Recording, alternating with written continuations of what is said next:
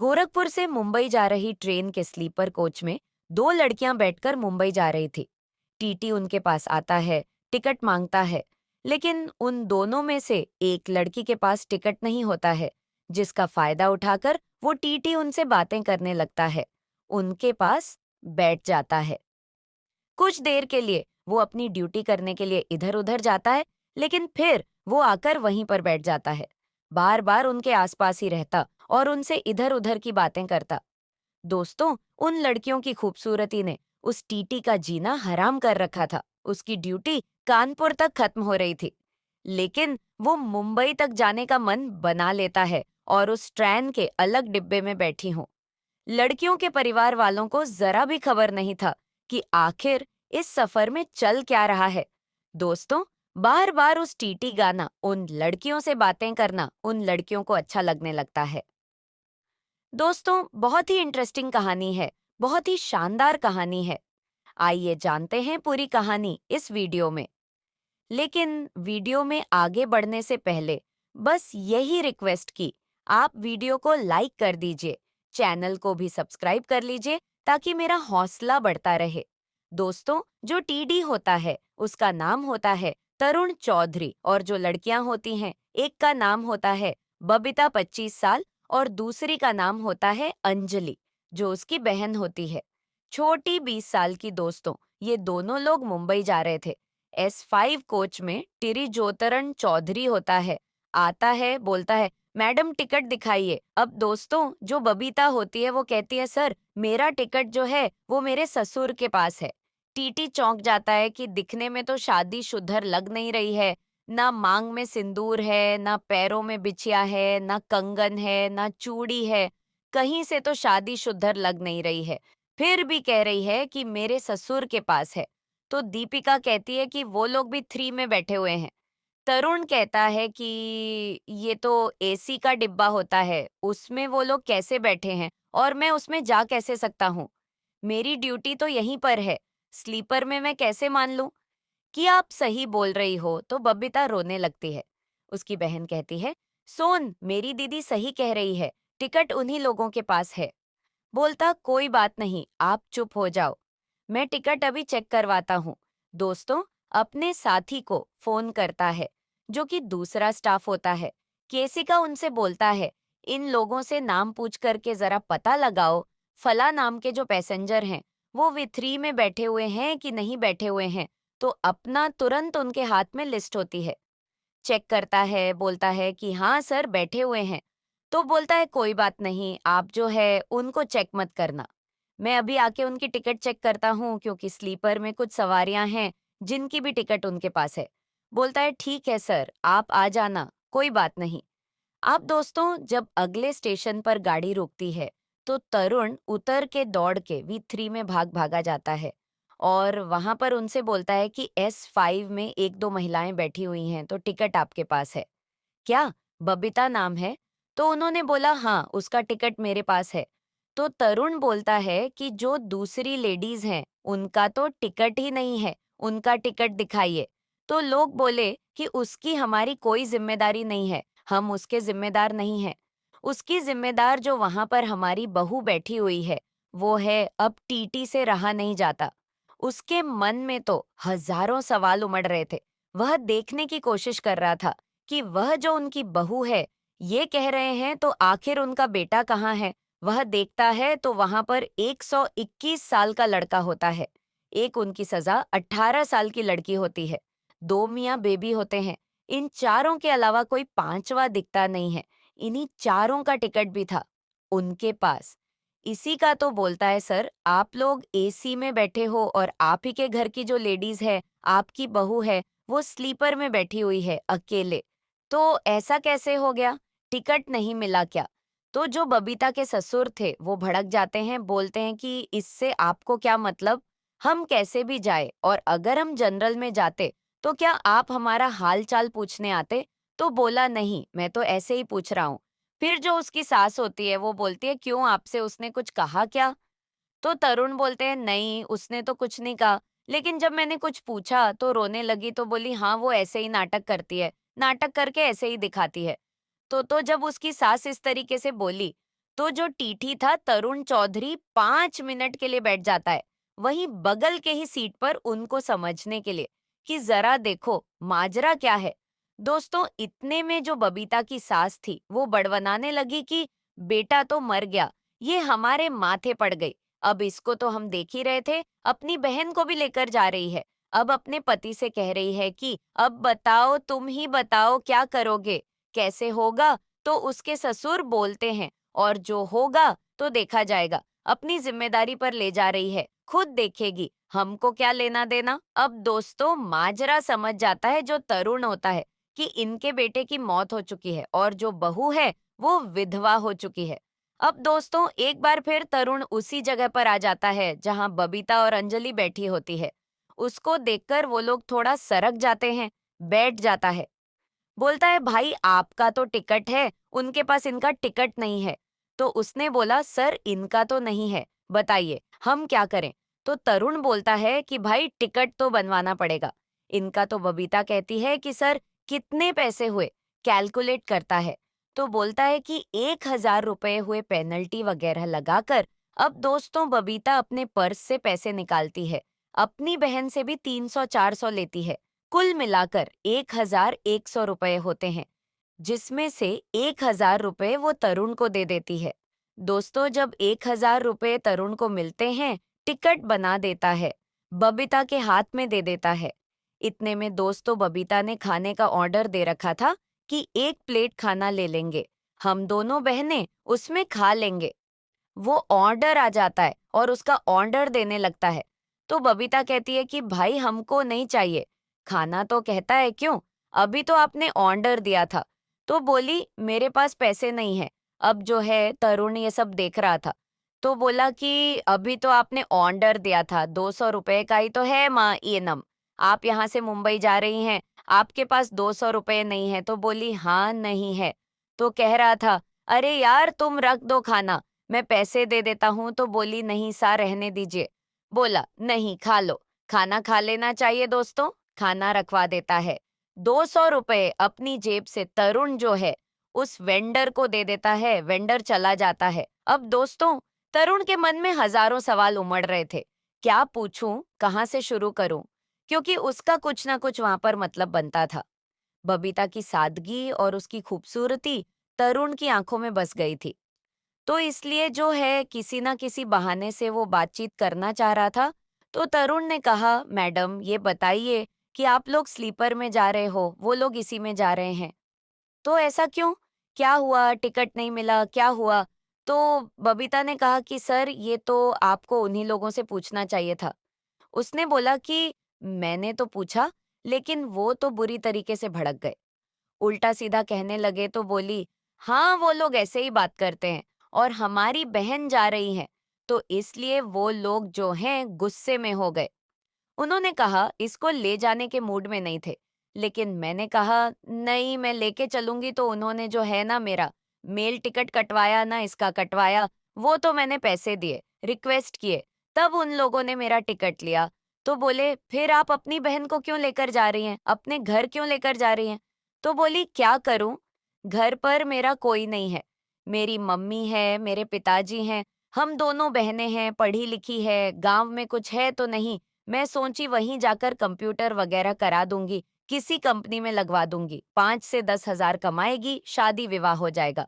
लेकिन ये चीज उन लोगों को रास नहीं आ रहा था और इसीलिए वो लोग मुझसे रूठे हुए हैं। तो तरुण ने कहा कि आप वहां पर लेकर जाओगी तो फिर इसका जो खर्चा लगेगा वो कैसे मैनेज करोगी। तो बबीता ने कहा, सर मैं भी थोड़ा बहुत कमा लेती हूँ, एक कंपनी में काम करती हूँ, 9 रुपए 10 हजार मिल जाते हैं, तो उसमें से कुछ खर्चा अपनी बहन को दे दिया करूंगी, कहीं रूम लेकर रख दूंगी, अपना पढ़ाई करेगी। तो तरुण ने कहा, ये तो बहुत अच्छी बात है, लेकिन अब आपके सास ससुर नहीं समझ रहे हैं। लेकिन आप बुरा ना मानो तो एक बात पूछना चाहता हूँ। तो बबीता ने कहा, सर मुझे पता है आप क्या पूछना चाहते हैं, आप यही पूछना चाह रहे हैं कि मेरे पति का क्या हुआ। तो तरुण ने कहा, हाँ मैं तो यही पूछना चाह रहा था। तो बबीता ने कहा, सर बहुत पीते थे, नशे की बहुत बुरी लत थी उनको, और मेरी शादी 3 साल पहले हुई थी, 2 ही साल बाद उनकी मौत हो गई, वो इस दुनिया में नहीं है। कहते हुए उसके आंखों में आंसू आ गया। तो अंजलि ने कहा कि सर, आप ऐसी बातें क्यों पूछ रहे हो? या आप सबसे ऐसे ही बात करते हो? तो तरुण बोला, नहीं, ऐसी बात नहीं है। सॉरी, आपको अगर बुरा लगा, उठकर जाने लगता है। बोला, ठीक है, मैं जा रहा हूं। तो बबीता ने जो है, जाते हुए तरुण को रोक लिया। उसने कहा कि नहीं सर, आप बैठो। इसमें बुरा मानने वाली कोई बात नहीं है, तो किस्मत की बात है। तो तरुण ने कहा कि नहीं, मैं तो ऐसे ही बैठ गया, समाज को समझने के लिए, देखने के लिए। बबीता कहती है, सर, जब तक आपके ऊपर दुख नहीं पड़ेगा, आप समाज को समझ नहीं पाएंगे। जिस दिन दुख पड़ा, भगवान ना करे आपके ऊपर कोई दुख पड़े, जिस दिन दुख पड़ा उस दिन समझ में आ जाता है कि कौन अपना है, कौन पढ़ाया है। तरुण कहता है कि अगर आपको पता था कि आपके पति शराबी थे, नशे की आदत थी, जैसा कि आप कह रहे हैं, बचपन से ही था, तो आपने शादी क्यों की? तो बबीता ने कहा, सर, क्या करते हैं, हमें बताया गया कि परिवार मुंबई में रहता है, कोई दिक्कत नहीं है, कोई परेशानी नहीं है। उनको जो है एक सुंदर सी बहू चाहिए थी और एक गांव की लड़की चाहिए थी जो उनके बेटे को संभाल सके, और मेरे भी माँ बाप को एक लड़का चाहिए था। तो इस तरीके से शादी हो गई। मैंने बहुत मुश्किल से वो सब दिन काटे। अब मुझे किसी बात का कोई पछतावा नहीं है, लेकिन जब मेरे साथ गलत व्यवहार किया जाता है तो मुझे बहुत दुख होता है। अब दोस्तों जाने वो जो टीटी था, तरुण चौधरी, बबीता और अंजलि से इतनी बातें कर रहा था, जाने क्यों? बबीता और अंजलि भी उनसे बहुत इतनी बातें कर रही थी। वहां पर कंपार्टमेंट में जितने भी लोग बैठे थे, 6-7 लोग और थे। वो लोग जो है ध्यान लगाकर बातें सुनने का प्रयास कर रहे थे। और तो इस बात से काफी टाइम बीत गया। तरुण बोला, जब ट्रेन लखनऊ पहुंचने वाली थी, तो तरुण ने कहा कि मेरे ड्यूटी जो है वो लखनऊ तक ही है। उसके बाद जो है दूसरे किसी की ड्यूटी है, तो मैं लखनऊ में उतरने वाला हूँ। जब ये बात बबीता और अंजलि सुनते हैं, तो उनके चेहरे पर थोड़ी सी मायूसी छा जाती है। फिलहाल उठता है और कहता है कि ठीक है, अब मैं जा रहा हूँ, अपना ख्याल रखना। दोस्तों, जब तरुण जाने लगता है, तो बबीता और अंजलि कहते हैं कि सर, भगवान ना करे कि आपके ऊपर कभी कोई दुख पड़े। हम इस बार से प्रार्थना करेंगे और यही चाहेंगे कि आप हमेशा ऐसे लोगों का हालचाल पूछते रहे। दोस्तों, लखनऊ में उतर जाता है, वो ट्रेन चल पड़ती है, सब लोग सो जाते हैं। अगले दिन सुबह होता है। ट्रेन जो है वो झांसी से आगे निकल चुकी थी। तभी बबीता और अंजलि के कानों में गुड मॉर्निंग की आवाज पड़ती है। जब वो देखती है तो चौंक जाती है और खुशी के मारे उछल पड़ती है। दोस्तों, बहुत तरूणी होता है। तो दोस्तों, अंजलि कहती है कि अरे सर, आप इसी में हो, आप उतरे नहीं, आप गए नहीं। तो वो बोला कि हाँ, नहीं गया, उतरा तो था लेकिन फिर दौड़कर चढ़ गया। आप लोगों ने चाय नाश्ता किया? तो बोले, सर, अभी तो यहीं उठे हैं, ब्रश वगैरह की हैं, अभी कर लेंगे, अभी तक ये नहीं। इतने में दोस्तों कल लेट चाय वाला आ जाते हैं। तरुण सबके लिए नाश्ता लेता है, खुद भी करता है, और बातों का सिलसिला फिर शुरू हो जाता है, क्योंकि उसकी ड्यूटी तो खत्म हो चुकी थी दोस्तों। इसके लिए उसने ऑनलाइन 2-3 दिनों की छुट्टी ले ली और मुंबई तक जाने का मन बना लिया। फिर अंजलि ने कहा, सर, फिर अब आप कहाँ तक जाओगे? तो बोला, अब तो मुंबई तक जाना है। सारे लोग खुश हो गए। कंपार्टमेंट में जो लोग थे, वो भी खुश हो गए, क्योंकि चाय पानी उनको भी तरुण पिला देता था। अब दोस्तों, बातचीत का सिला शुरू होता है। इधर उधर की तमाम बातें कहीं ट्रेंड डूबती थी तो तरुण चला जाता था। उसके सास ससुर का भी हाल चाल ले आता था। उसी बहाने देख आता था दोस्तों। शाम हो गई, रात को 11 बजे ट्रेन पहुंचने वाली थी कुर्ला टर्मिनल। अब दोस्तों, जब ट्रेन पहुंचने वाली थी, तो तरुण ने बबीता और अंजलि से कहा कि पिछले 5-6 सालों से नौकरी कर रहा हूँ, लेकिन ऐसा बहुत कम होता है कि किसी ट्रेन में आने जाने वाले दोबारा मुझसे कभी मिली हूँ। लेकिन मैं चाहूंगा कि आप लोगों से फिर मुलाकात हो मेरी। लेकिन आप बुरा ना माने, तो अगर अपना नंबर दे देते तो कभी कभार बात हो जाती। तो बबीता ने कहा, सर, मैं अपना नंबर तो दे नहीं सकती, लेकिन आप अपना नंबर दे दीजिए, मुझे मौका मिलेगा तो मैं मिला लूंगी। दोस्तों, तरुण ने नंबर दे दिया। फिर उसने बोला, कॉल करोगे? तो बबीता बोली, सर, जरूर करेंगे। क्यों नहीं करेंगे सर, आप इतने अच्छे हैं। बात जरूर करेंगे दोस्तों। उसके बाद ट्रेन जो है प्लेटफॉर्म पहुंचती है, सारे लोग उतरते हैं, उसके सास ससुर मिलते हैं। सारे लोग मिलकर वहां पर कुर्ला में ही रहते थे, कहीं अपने घर पर चले जाते हैं। अब दोस्तों, तरुण जो है अपने घर आ जाता है। 3-4 दिन बीत जाते हैं। हर पल वो बबीता के ही फोन का इंतजार कर रहा था और चौथे दिन उसके फोन पर रात को 11 बजे फोन आता है। उसकी ड्यूटी 3 दिन में थी, तो इसलिए उस दिन और डॉट रात को घर में ही था। उसके फोन पर फोन आता है। उधर से आवाज आती है कि सर कैसे हैं आप? मैं बबीता बोल रही हूँ। उसकी खुशी का कोई ठिकाना ही नहीं था।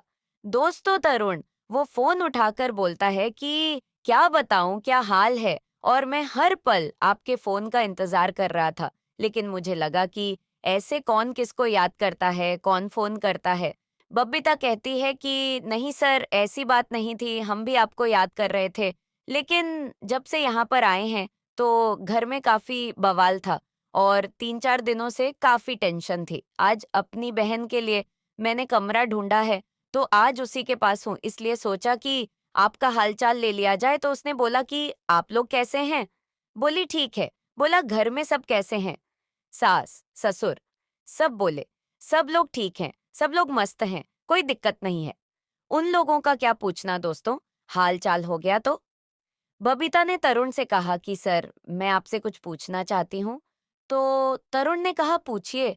तो उसने कहा कि सर, आप जो है आपकी ड्यूटी कानपुर में खत्म हो रही थी, आप मुंबई तक चले आए, आप हम लोगों को खिलाए पिलाए, हमसे इस तरीके से इज्जत से बात किए। इस तरीके से मैं 4-5 बार आई गई। मैंने कभी नहीं देखा, कोई किसी के लिए नहीं करता। ये बात अलग है कि पैसेंजर एक दूसरे से बात कर लेते हैं, लेकिन जिस तरीके से आपने व्यवहार किया काफी अच्छा था। लेकिन मैं जानना चाहती हूँ कि आखिर आपने ऐसा क्यों किया? हम लोगों से इतनी हमदर्दी आपको क्यों हो गई? तो दोस्तों तरुण कहता है कि क्योंकि मैं आपसे प्यार करने लगा हूँ। आई लव यू। आप दोस्तों, जब ये बात बबीता सुनती है, खामोश हो जाती है, सन्न रह जाती है। तरुण को लगा कि शायद बुरा मान गई। कुछ भी आवाज नहीं आई उधर से। दोस्तों, सिक्कियों की आवाज आने लगती है। बबीता रोने लगती है और रोते हुए ही कहती है, I love you too sir, मैं भी आपसे प्यार करने लगी हूँ। फोन कट जाता है। बबीता जो है रोने लगती है बैठकर। उसकी बहन अंजलि जो है बबीता को संभालना है। बोलते क्या हुआ दीदी, सर से क्या बातें हुई दोस्तों, उसके गले लग जाती है। बोलती है कि अंजलि, इस तरीके से सर मुझसे बात कर रहे थे, ऐसे कह रहे थे कि वो मुझसे शादी करना चाहते हैं। मैंने उनसे बताया कि मैं विधवा हूँ, इस तरीके से कैसे होगा, आप इतने अच्छे नौकरी पर हैं। तो उन्होंने बताया कि मैं जानता हूँ एक विधवा का दर्द, क्योंकि ऐसा नहीं है। उस दिन तुमने बोला था कि जब दुख पड़ेगा तभी आप जान पाओगे, तो अंजलि, उनके ऊपर भी काफी दुख पड़ा है। बचपन में ही उनके पिता की मौत हो गई थी और उनकी माँ जो है उनको लेकर अकेले जिंदगी गुजारती रहे। उनको लोग ताने मारते रहे, लोग उनको सताते रहे, लेकिन वो तरुण को पालने के लिए, उनको पढ़ाने के लिए कभी दूसरी शादी नहीं की और हमेशा परेशानियों में जूझते रहे। तो उन्होंने तभी से फैसला कर लिया था कि अगर वो शादी करेंगे तो किसी विधवा से ही करेंगे। शायद इसीलिए रितिका, वो हमारे लिए इतना परेशान थे, इसीलिए हमारे साथ मुंबई आए थे। तो अब तू बता मैं क्या करूं? अंजलि कहती है, दीदी, अंजलि कहती है, दीदी आप सर से बात करो, उनसे मुलाकात करो, आप शादी कर लो, वाकई में सर बहुत अच्छे हैं दोस्तों। इसके बाद 2-4 महीने बातचीत हुई। उन दोनों ने एक दूसरे से मुलाकात हुई।